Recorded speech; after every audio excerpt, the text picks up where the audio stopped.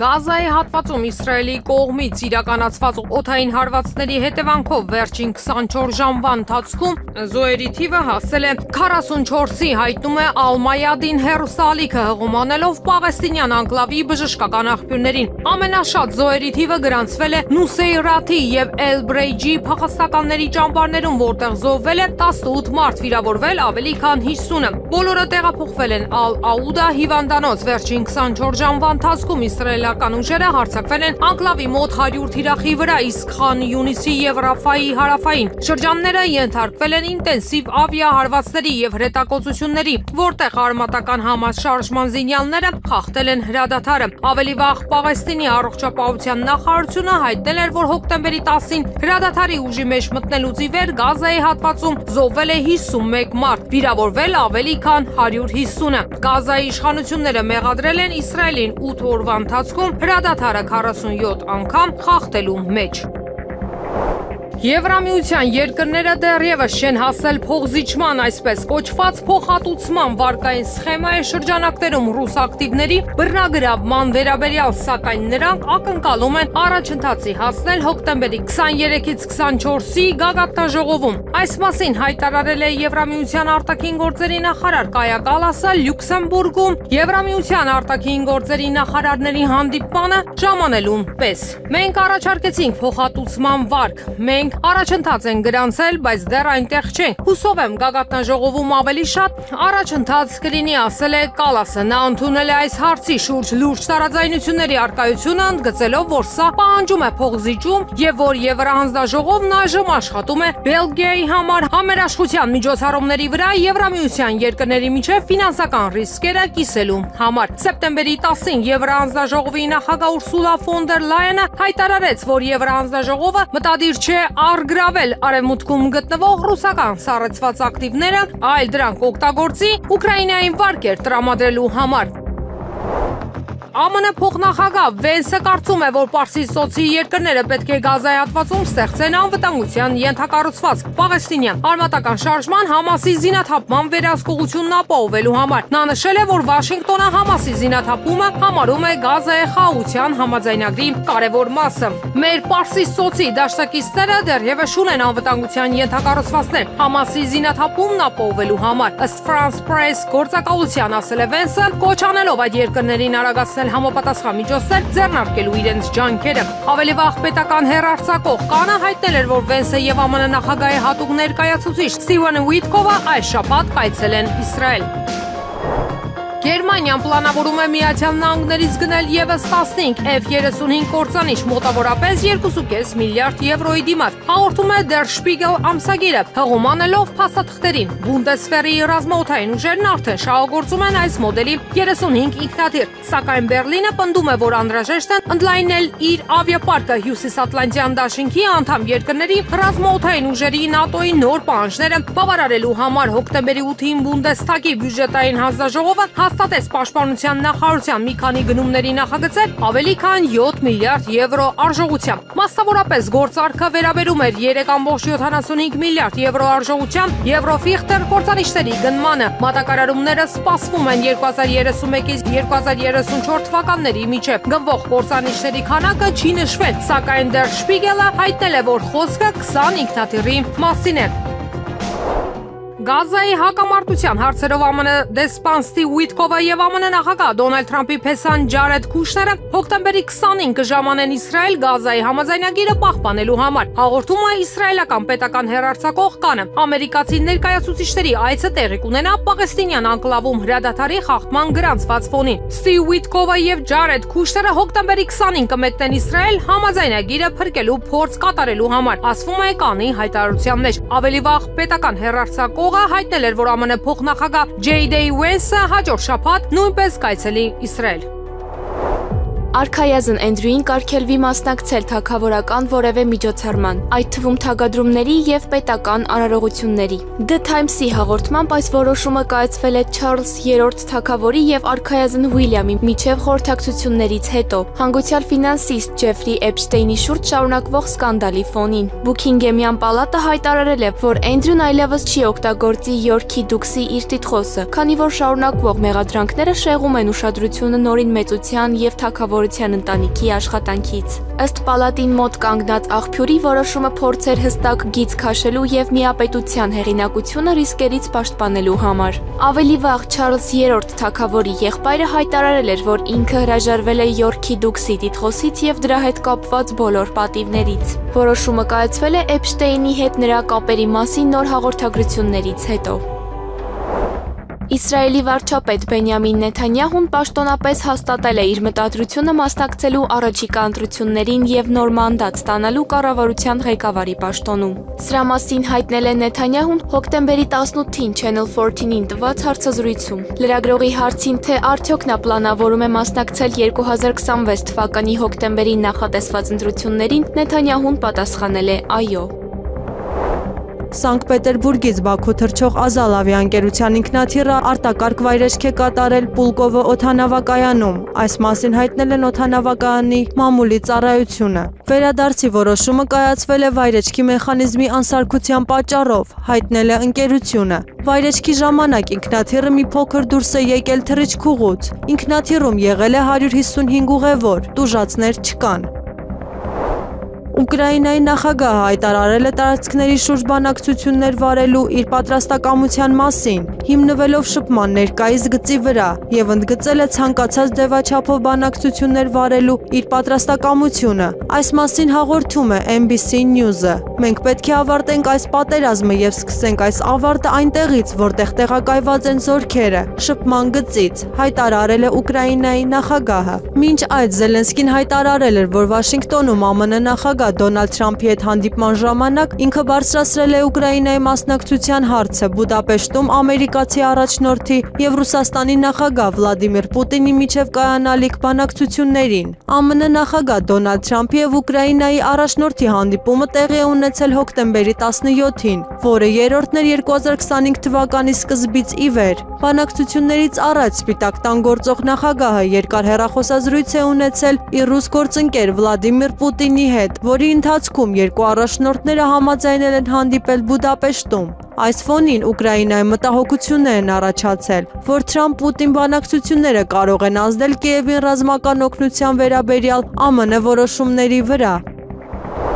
Դիմակավորված հատուկ ջոկատայինները Գյումրու քաղաքապետարանում գործողություններ են իրականացրել։ Մի խումբ պաշտոնատար անձանց կողմից խոշոր չափերով կաշառք ստանալու, կաշառք տալու մեղադրանքներով ձերբակալվել է 8 անձ։ Հակակոռուպցիոն կոմիտեում քննվող վարույթի շրջանակներում Գյումրիի համայնքապետարանում իրականացվում են քննչական գործողություններ։ Այս մասին Եվրամեդիա 24-ին հայտնել են հակակոռուպցիոն կոմիտեից։ Ավելի ուշ հակակոռուպցիոն կոմիտեն հաղորդագրություն տարածեց, տեղեկացնելով, որ օպերատիվ հետախուզական վարչության կողմից ձեռնարկված մեծածավալ օպերատիվ հետախուզական միջոցառումների եւ գաղտնի քննչական գործողությունների արդյունքում փաստական տվյալներ են ստացվել Գյումրու համայնքի ղեկավարի եւ գլխավոր ճարտարապետի կողմից նախնական համաձայնությամբ կաշառք գումարներ պահանջելու եւ ստանալու դեպքերի վերաբերյալ։ Նախաձեռնված քրեական վարույթի շրջանակներում 8 անձանց ներառյալ համայնքի ղեկավարի նկատմամբ կայացվել են հանրային քրեական հետապնդումներ հարուցելու եւ ձերբակալելու մասին որոշումներ։ Տիգրան Գաբրիելյանը նշանակվել է Երևանի Շենգավիթ վարչական շրջանի ղեկավար։ Երևանի քաղաքապետարանի գործակարգավարական խորհրդակցության մեկնարկին հայտնել է քաղաքապետ Տիգրան Ավինյանը եւ հաջողություն մաղթել նորանշանակ պաշտոնյային։ Նշենք, որ Տիգրան Գաբրիելյանը մինչ այդ շրջակա միջավայրի նախարարի տեղակալ էր։ Համբարձում Մաթևոսյանի ՇՄ նախարար նշանակվելուց հետո միակ փոխնախարարը, որ չվերանշանակվեց իր պաշտոնում, Տիգրան Գաբրիելյանն էր եւ 2 ամիս անց նշանակվեց վարչական շրջանի ղեկավար։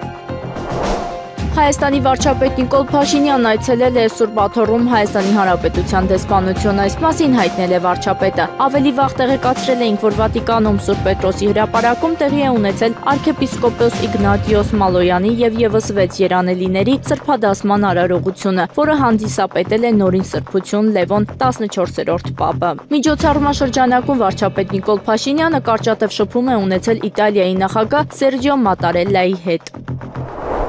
Բեռնափոխադրողներն այսօր կրկին բողոքի ակցիա են իրականացրել կառավարության շենքի դիմաց։ Նրանց խոսքով հինգշաբթի էկոնոմիկայի նախարար Գևորգ Պապոյանի հետ հանդիպումը արդյունք չի տվել, իրենց խնդիրը չի լուծվել։ Նրանք դարձյալ պահանջում են հանդիպում Պապոյանի հետ։ Սա քաղաքական չէ, մենք այդ ամենից հեռու մարդիկ ենք։ Սա շրջափակման առաջին փուլն է։ Աշխարհի ամբողջ հայերը պետք է քաղաքական իրենց դիրքորոշումները մի կողմ դնեն եւ այս խնդրով զբաղվեն։ Եթե այս խնդրին լուծում չտվեցին, հունվարի 1-ից կարող են լրիվ շրջափակման մեջ մտցնել։ Լրագրողների հետ զրույցում ասել է ակցիայի մասնակիցներից մեկը։ Պակիստանը եւ Աֆղանստանը համաձայնության են եկել երկարաձգել հրադադարը, մինչև Դոհայում նախատեսված բանակցությունների ավարտը, հաղորդում է Reuters-ը, հողում անելով Պակիստանի անվտանգության ուժերի 3 եւ Աֆղանստանի Թալիբանների 1 աղբյուրի։ Պակիստանը եւ Աֆղանստանը համաձայնության են եկել երկարաձգել 48-ժամյա հրադադարը, մինչև Դոհայում նախատեսված բանակցությունների ավարտը, հաղորդել է գործակալությունը։ Աղբյուրների համաձայն պակիստանյան պատվիրակությունն արդեն ժամանել է Դոհա, իսկ աֆղանական պատվիրակությունը նախատեսվում է ժամանել Կատարի մայրաքաղաք շաբաթ օրը։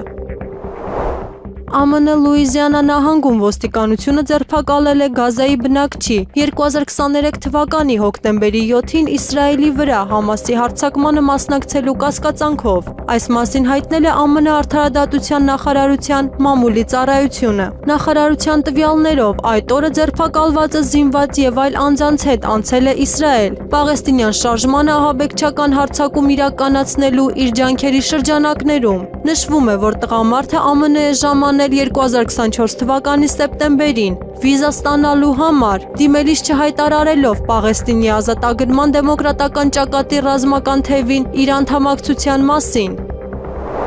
Մենք ունենք օրենք, որը պարտավորեցնում է Հայաստանի կառավարությանը նման քաղաքականություն վարել եւ ձգտել անդամակցել Եվրոպական միությանը։ Երբ մենք կդիմենք դիմումով, ես չեմ կարող հստակ ասել։ Գուցե հաջորդ ամիս, գուցե հաջորդ տարի։ Դա կախված է բազմաթիվ գործոններից, բայց ինչպես արդեն ասացի, դա մեր պաշտոնական քաղաքականությունն է։ Այս մասին WI-ին տված հարցազրույցում հայտարարել է Հայաստանի արտգործնախարար Արարատ Միրզոյանը։ Իսկ մինչ այդ պաշտոնական դիմումի ներկայացմանը եւ Եվրոպական միության պատասխանին չսպասելով մենք արդեն սկսել ենք աշխատանքը Եվրոպական միության հետ զգալիորեն խորացնելով երկկողմ հարաբերությունները։ Մենք ունենք Հայաստան-Եվրամիություն համապարփակ եւ ընդլայնված գործընկերության համաձայնագիր, եւ մենք արդեն սկսել ենք մուտքի արտոնագրի ռեժիմի բարձրացման գործընթացը։ Ինձ թվում է այս գործընթացը բավականին հաջող է ընթանում։ Մենք նաեւ բանակցություններ ենք վարում մի քանի նոր փաստաթղթերի շուրջ եւ ավարտել ենք գործընկերության նոր ծրագրի վրա իրականացվող աշխատանքները։ Այն կստորագրվի ամենաուշը հաջորդ 3 ամիսների ընթացքում,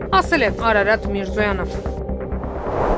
Պատմական Հայաստանը մեզ ասում է, ձեր ունեցած պետությունը մի դարձրեք պատմական Հայաստանի մաս։ Այս մասին հայտարարել է վարչապետ Նիկոլ Փաշինյանը մի րոպե մի բան ասեմ շարքի 8-րդ տեսանյութում։ Ինչ դաս է մեզ տալիս մեր պատմությունը։ Մեր պատմությունը մեզ ասում է մի կրկնեք ինձ, իսկ նրան չկրկնելու համար մենք պետք է կարդանք, մենք պետք է սովորենք, պետք է սերտենք մեր պատմությունը։ Եկեք ի վերջո խոստովանենք, որ մենք շատ խոսում ենք մեր պատմությունից, բայց շատ չենք կարդում մեր պատմությունը։ Ինչ է ասում մեզ պատմական Հայաստանը։ Պատմական Հայաստանը մեզ ասում է ձեր ունեցած պետությունը, Հայաստանի Հանրապետությունը մի դարձրեք պատմական Հայաստանի մաս, եւ հետեւաբար իրական Հայաստանի գաղափարախոսությունը եւ 4-րդ հանրապետության գաղափարը բխում են հայ ժողովրդի պատմությունից, բխում են պատմական Հայաստանի ուղերձների սերտումից։ Կենտրոնական ընտրական հանձնաժողովը ընտրությունների ժամանակ է իրականացնում վերահսկողություն ընտրությունների կազմակերպման ազատ անկախ եւ թափանցիկ լինելու համար պատասխանատու է ընտրատարածքային ընտրական հանձնաժողովը։ Այս մասին լրագրողների հետ զրույցում ասել է Հայաստանի Հանրապետության կենտրոնական ընտրական հանձնաժողովի նախագահ Վահագն Հովակիմյանը։ Մինչև քարոզարշավը կուսակցություններն ու գործիչները ազատ են։ Քարոզություն կատարելու մեջ բոլորի մոտ թյուրըմբռնում կա, որ քարոզություն պետք է անել միայն քարոզության մեկնարկի հետ միասին։ Թեկնածուները կարող են 5 տարի շարունակ քարոզություն կատարել։ Քարոզությունը ավարտվում է ընտրությունների ավարտման հաջորդ օրվանից։ Ընտրական օրենսգրքով միակ սահմանափակումը ֆինանսական հաշվետվությունը ցույց տալն է, ասել է կենտրոնական ընտրական հանձնաժողովի նախագահ։ Կենտրոնական ընտրական հանձնաժողովի նախագահի խոսքով ընտրությունների ընթացքում եթե որևէ քաղաքական ուժ օրենքի խախտում թույլ կտա, հետևանքը անմիջապես վրա է հասնելու։ Օրինակ բերելով Գյումրու ընտրությունները, երբ կենտրոնական ընտրական հանձնաժողովը արձանագրել էր, որ պաստառները փակցնելու այդ խնդիր կար։ Քարոզարշավի ժամանակ քաղաքական ուժերը հապաղում էին պաստառները փակցնել ըստ վիճակահանության։ Մոտ 5 օր հետո խնդիրը կարգավորվեց կենտրոնական ընտրական հանձնաժողովի միջնորդությամբ, երբ ընտրատարածքային հանձնաժողովը չէր հասցնում լուծել հարցը։ Եվրամիությունը նողկալի կազմակերպություն է, որը չպետք է գոյություն ունենա։ ՌԻԱ Նովեստին ասել է ամերիկացի ձեռնարկատեր Իլոն Մասկի հայրը Էրոլը։ Իմ կարծիքով Եվրամիությունը նողկալի կազմակերպություն է, ընդգծել է նա։ Ըստ Էրոլի, Եվրամիությունը ներկայիս պայմաններում իրական իշխանություն չունի։ Ռուսական ուժերը կարող են շրջապատել Դոնբասում գտնվող բոլոր ուկրաինական ուժերը, այս գնահատականը ռազմաճակատում ստեղծված իրավիճակի մասին տվել է բրիտանացի ռազմական վերլուծաբան Ալեքսանդր Մերկուրիսը։ Ռուսական զորքերը կարող են շրջապատել Դոնբասում մնացած բոլոր ուկրաինական ուժերը երկու քաղաքներում՝ Սլավյանսկում եւ Կրամատորսկում։ Սա կստեղծի ոչ թե փոքր, այլ հսկայական կաթսա Դոնբասում պահվող ողջ ուկրաինական բանակի համար, նշել է նա։ Կրեմլի խոսնակ Դմիտրի Պեսկովն ավելի վաղ հայտարարել էր, որ հատուկ ռազմական գործողությունը կշարունակվի մինչև բոլոր նպատակների իրականացումը։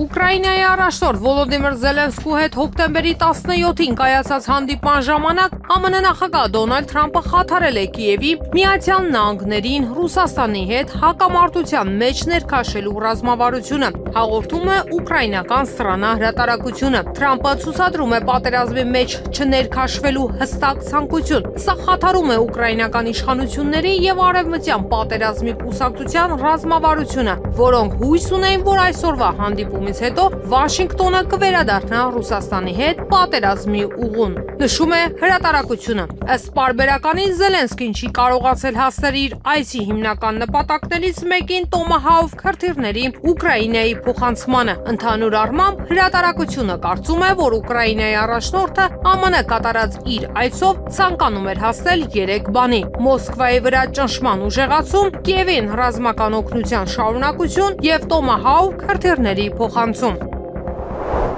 Ուկրաինայի նախագահ Վոլոդիմիր Զելենսկին Ռուսաստանի նախագահ Վլադիմիր Պուտինին անվանել է իր թշնամին։ Քաղաքական գործիչը այս գնահատականը տվել է ռուս առաջնորդին ճեպազրույցի ժամանակ, որի ձայնագրությունը հրապարակվել է Ուկրաինայի նախագահի աշխատակազմի YouTube-յան ալիքում։ Պետության ղեկավարը հանդիպել է լրագրողների հետ իր ամերիկացի գործընկեր Դոնալդ Թրամփի հետ հանդիպումից հետո։ Պուտինը ատում է ինձ համար տարօրինակ է, եթե ես այլ վերաբերմունք ունենայի այս մարդու նկատմամբ, ես նրա նկատմամբ նույնն եմ զգում, ինչ նա իմ նկատմամբ, նշել է Զելենսկին։ Նա հավելել է, որ Ռուսաստանի նախագահին եւ ռուսներին ընդհանրապես համարում է Ուկրաինայի եւ բոլոր ուկրաինացիների թշնամի։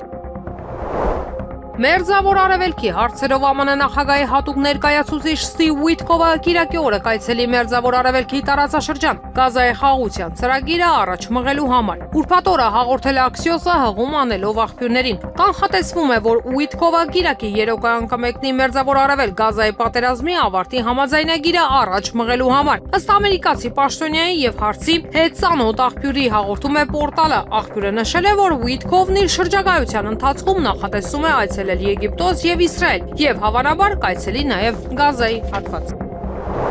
Հաջորդ փուլը խաղաղության պայմանագրի ստորագրումն է, սակայն այստեղ կա մի նրբերակ։ Ադրբեջանական կողմը ցավոք առաջ է քաշում խաղաղության պայմանագիր ստորագրելու նախապայմաններ։ Մենք համաձայն չենք դրա հետ, մենք ունենք հակափաստարկներ։ Այս մասին Deutsche Welle-ի հետ զրույցում ասել է արտաքին գործերի նախարար Արարատ Միրզոյանը։ Սակայն նրանք կարծում են, որ մեր սահմանադրության հետ կապված խնդիր կա։ Սա նրանց տեսակետն է։ Նրանք ուզում են, որ մենք փոփոխենք սահմանադրությունը։ Սա այն պայմանն է, որը մենք մերժում ենք, միևնույն ժամանակ մենք ունենք սահմանադրությունը փոփոխելու կամ նոր սահմանադրություն ընդունելու օրակարգ։ Մենք քաղաքական հայտարարություն ենք արել։ Հայաստանի Հանրապետության սահմանադրությունում չկա ոչինչ, որը կարող է վկայել Ադրբեջանի նկատմամբ տարածքային պահանջների մասին։ Ադրբեջանական կողմի առաջ քաշած խնդիրը պարզապես գոյություն չունի։ Սակայն Ադրբեջանն այդտեղ խնդիր է տեսնում, ուստի նախապայմաններ է առաջադրել։ Մենք համաձայն չենք այս պայմանի հետ, բայց ինչպես ասացի, Հայաստանի նոր սահմանադրության փոփոխության կամ ընդունման մասին մենք առանց դրա էլ խոսում ենք 2018 թվականից։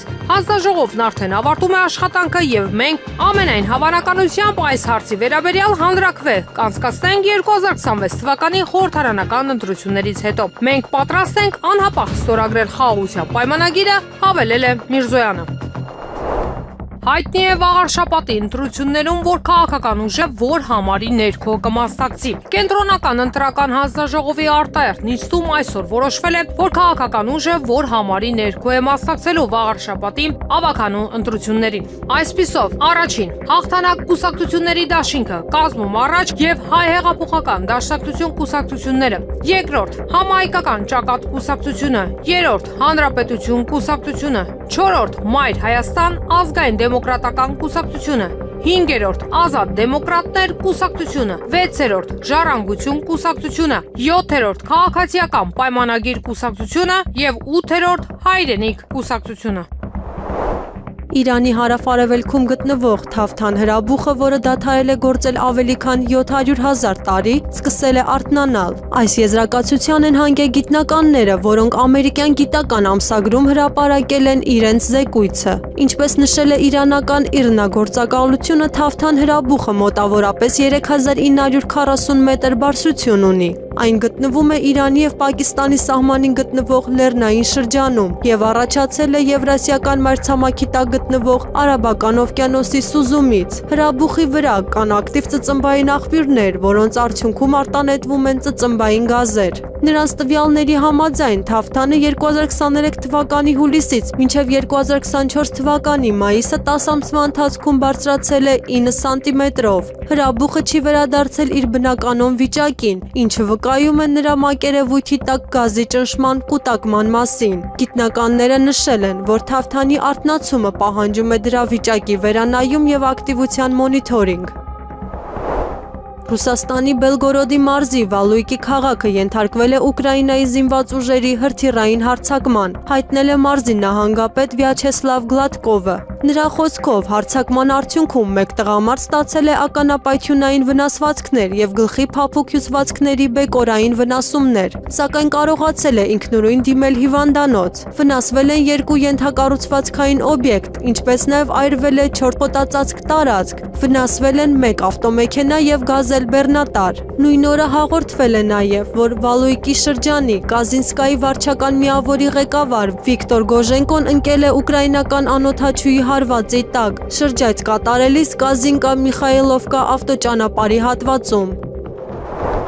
ԱՄՆ նախագահ Դոնալդ Թրամփի եւ Չինաստանի նախագահ Սի Ցզինփինի հանդիպումը տեղի կունենա 2 շաբաթից Հարավային Կորեայում։ Այս մասին հայտնել է ամերիկացի առաջնորդը Fox News-ին տված հարցազրույցում։ Մենք պատրաստվում ենք հանդիպել մի քանի շաբաթից։ Հարավային Կորեայում կհանդիպենք Սի Ցզինփինի եւ այլ մարդկանց հետ։ Ես եւ նախագահ Սի Ցզինփինը առանձին հանդիպում կունենանք, ասել է Սպիտակ տան ղեկավարը։ Մեծ Բրիտանիայի վարչապետը առաջարկել է, որ Միացյալ Նահանգները մշակի Ուկրաինայի համար խաղաղության պայմանագրի նախագիծ, հաղորդում է Աքսիոսը հղում անելով աղբյուրներին։ Զելենսկու եւ եվրոպացի առաջնորդների միջև հեռախոսազրույցի ժամանակ Մեծ Բրիտանիայի վարչապետ Քեյր Սթարմերը առաջարկել է համագործակցել Միացյալ Նահանգների հետ Ուկրաինայի համար խաղաղության համաձայնագիր մշակելու հարցում համաձայն Թրամփի Գազայի հատվածի 20 կետանոց ծրագրի, հաղորդում է հրատարակությունը։ Սթարմերը հեռախոսազրույց է ունեցել Ուկրաինայի նախագահ Վոլոդիմիր Զելենսկու հետ եւ նա նաեւ քննարկել է Կիևին աջակցության միջոցառումները եվրոպացի առաջնորդների եւ ՆԱՏՕ-ի գլխավոր քարտուղար Մարկ Ռյուտեի հետ։ Սպիտակ տանը մամուլի համար փակ հանդիպման ժամանակ Ուկրաինայի եւ ԱՄՆ-ի նախագահները խոսել են զենքի, մասնավորապես հեռար զենքի մատակարարման մասին։ Այս մասին հայտնել է Ուկրաինայի նախագահ Վոլոդիմիր Զելենսկին, փոխանցում է Ունիանը։ Զելենսկու խոսքով Թրամփի հետ զրույցի մի մասը նվիրված էր նաեւ հեռար համակարգերին, սակայն նա հրաժարվել է մանրամասներ հայտնել։ Մենք որոշեցինք, որ հիմա չենք խոսելու այդ մասին։ Միացյալ Նահանգները չէր ցանկանա էսկալացիա, ուստի այս թեմայի վերաբերյալ հնարավոր հարցերը կմնան անպատասխան, ասել է Ուկրաինայի առաջնորդը։ Նախագահ Թրամփն ինձ հետ կիսվել է ռուսական կողմի հետ իր երկխոսությամբ։ Այդ պատճառով մենք հասկանում ենք Ռուսաստանի բոլոր ազդանշանները։ Դրանք նոր չեն։ Մենք հույս ունենք նախագահ Թրամփի ճնշման վրա այս պատերազմն ավարտելու համար, ասել է Զելենսկին։ Հարցին, թե այս հանդիպումից հետո նա քիչ թե շատ լավատես է Տոմահավք հրթիռների մատակարարման հարցում, Զելենսկին պատասխանել է. «Ես իրատես եմ»։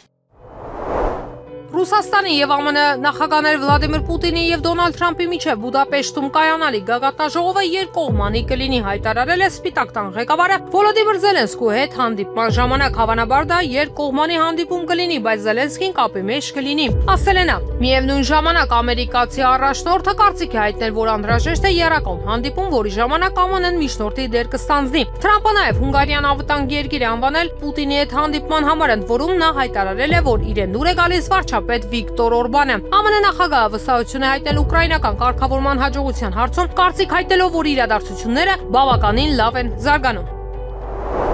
Կենտրոնական բանկը զգուշացնում է Հայաստանի Հանրապետության քաղաքացիներին։ Կենտրոնական բանկի կողմից ձեռք բերված տեղեկությունների ուսումնասիրության արդյունքում պարզվել է, որ Bank 24.am անվանումով ներկայացվող ընկերությունը իր կողմից բացված կայքեջերի եւ տարբեր սոցիալական ցանցերում TikTok, Facebook, Instagram հրապարակված գովազդների միջոցով հանդես է գալիս վարկեր տրամադրելու հրապարակային առաջարկությամբ։ Տեղեկացնում ենք, որ Հայաստանի Հանրապետության Կենտրոնական բանկի կողմից նշված ընկերությանը չի տրամադրվել որևէ գործունեություն իրականացնելու լիցենզիա։ Հետևաբար վերջինս գործում է Հայաստանի Հանրապետության Կենտրոնական բանկի վերահսկողության շրջանակից դուրս։ Զեղծարարություններից եւ ֆինանսական կորուստներից խուսափելու նպատակով քաղաքացիներին հորդորում ենք զգոն լինել եւ օգտվել բացառապես Հայաստանի Հանրապետության Կենտրոնական բանկի կողմից լիցենզավորված ֆինանսական ծառայություններ մատուցող կազմակերպություններից։ Կենտրոնական բանկի կողմից լիցենզավորված բանկերի եւ վարկային կազմակերպությունների ցանկը ներկայացված են Հայաստանի Հանրապետության Կենտրոնական բանկի պաշտոնական կայքեջում։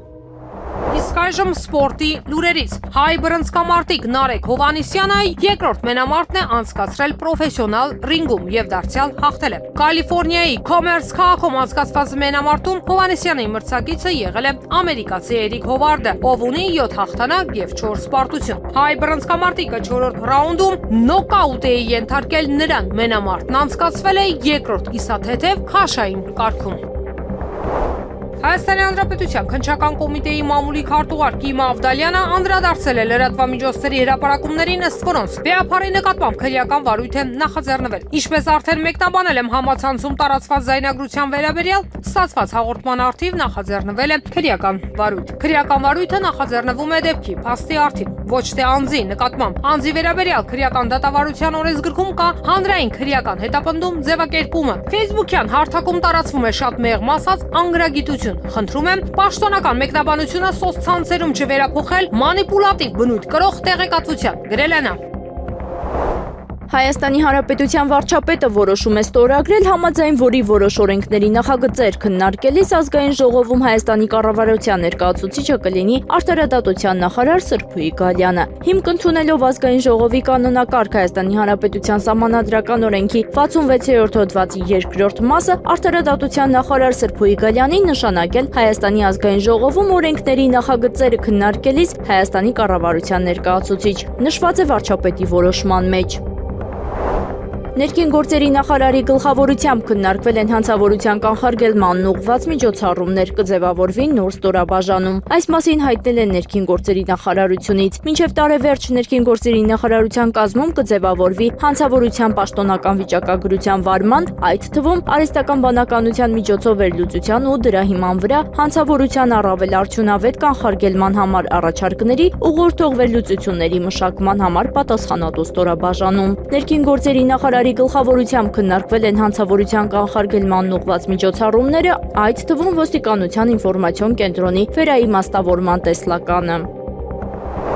Փաստաբան Էրիկ Ալեքսանյանը Ալեքսանդր Կոչուբաևի կալանավորման պատճառով հայտարարել է անժամկետ գործադուլ։ Հոկտեմբերի 16-ին դատական նիստից դուրս գալուց հետո Երևանի ընդհանուր իրավասության դատարանի Շենգավիթի նստավայրի մոտ ձերբակալվել է փաստաբան Ալեքսանդր Կոչուբաևը։ Նրա նկատմամբ հարուցվել է հանրային քրեական հետապնդում։ Փաստաբանին մեղադրանքի առաջադրվել քրեական օրենսգրքի 490-րդ հոդվածի 2-րդ մասով, այն է դատավորի, դատախազի, քննիչի մասին արատավորող, նշված անձանց իրավունքներին ու օրինական շահերին այլ վնաս պատճառով տեղեկություն հրապարակելը կապված նշված անձանց օրինական ծառայողական կամ մասնագիտական գործունեության հետ։ Նշենք, որ Կոչուբաևին մեղադրանք է առաջադրվել Facebook սոցիալական ցանցում կատարած գրառման համար, մասնավորապես անդրադառնալով Մկրտիչ Սրբազանին կալանավորելու հանգամանքին փաստաբանը նշել էր, որ հոգին սատանային վաճառած քննիչների, դատախազների, դատավորների պատիժը երկնային է լինելու եւ աղոթում է Տիրոջը, որպեսզի նրանց չների եւ պատիժը քավեն սերունդներով։ Փաստաբանը նաեւ կոշտ այլ արտահայտություններ է արել քննիչների, դատախազների ու դատավորների հասցեին, առանց որևէ մեկի անունը նշելու։ Երևանում հոկտեմբերի 18-ից 3-ը, 19-ին, 22-ից 23-ին սպասվում է առանց տեղումների եղանակ։ Հոկտեմբերի 20-ի երեկոյան 21-ին հնարավոր է կարճատև անձրև։ Մարզերում հոկտեմբերի 18 եւ 22-ից 3-ը, 19-ին, 23-ին սպասվում է առանց տեղումների եղանակ։ Հոկտեմբերի 20-ի երեկոյան 21-ին, 22-ի գիշերը առանձին շրջաններում սպասվում է կարճատև անձրև։ Քամին արևմտյան 2-ից 5 մետր/վայրկյան։ Հոկտեմբերի 20-ից 21-ին առանձին շրջաններում հնարավոր է քամու ուժգնացում 16-ից 19 մետր/վայրկյան արագությամբ։ Օդի ջերմաստիճանը հոկտեմբերի 20-ից 21-ի գիշերը կբարձրանա 4-ից 5 աստիճանով։